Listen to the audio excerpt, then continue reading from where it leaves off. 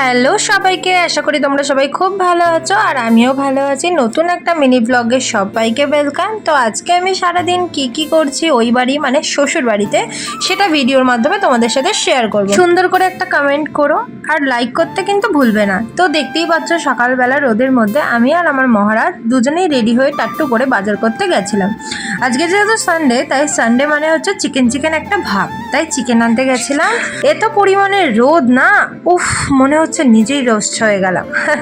তো যাই হোক, চিংড়ি মাছ নিলাম কিছুটা, মাসকাবাড়ি বাজার করলাম, আলু নিলাম, পেঁয়াজ নিলাম, সব কিছু নেওয়া হয়ে যাওয়ার পরে চলে গেছিলাম চিকেন আনতে।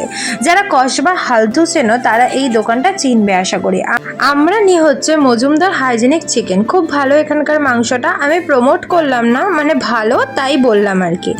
বাবারে লাইন দেখেছো গাইস, মনে হচ্ছে পুরো রেশন দোকানের ভিড় লেগেছে। তারপরে ঘরে এসে দেখি আমার বর আমার জন্য একটা ফেস ওয়াশ এনে দিচ্ছে, সেটা দেখে আমার মন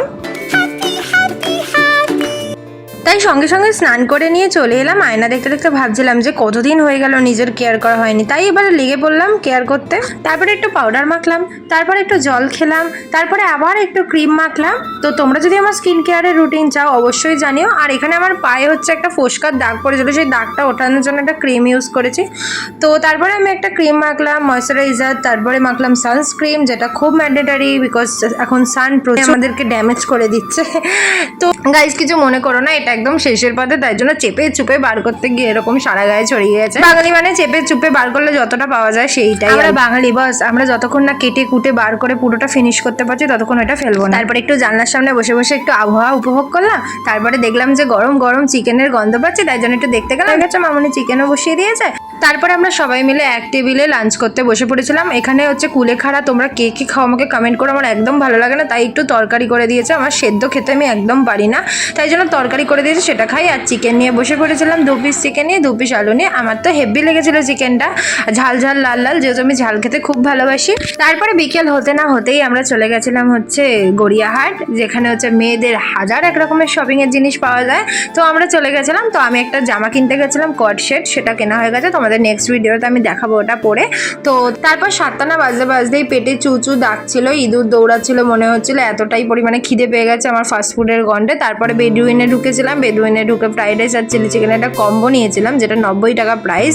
তো সেখানে ঢুকে অর্ডার দিয়ে দিয়েছিলাম আমরা দুজনে। তারপরে আমাদের ফ্রাইড রাইস চিলি চিকেন চলে এসেছিল। তোমাদের এখানে মেনু কার্ডটা দিয়ে দিলাম, তোমরা এখান থেকে দেখে নিতে পারো।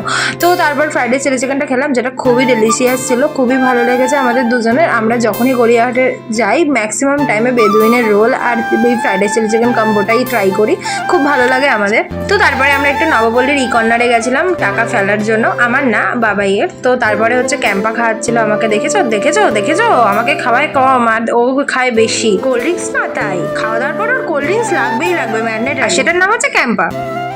এটিএম থেকে বাইরে বেরিয়ে এসে দেখি ঝমঝম করে বৃষ্টি স্টার্ট হয়ে গেছে। ভাগ্যিস আমাদের দুজনের কাছে রেইনকোটটা ছিল, সেটা ঝটপট পরে নিয়ে চলে গেলাম বাড়ির উদ্দেশ্যে। বাট এত গরমে এত সুন্দর ওয়েদার আর বৃষ্টি দেখে হ্যাপি হয়ে গেছিলাম। যাই হোক, টাটা।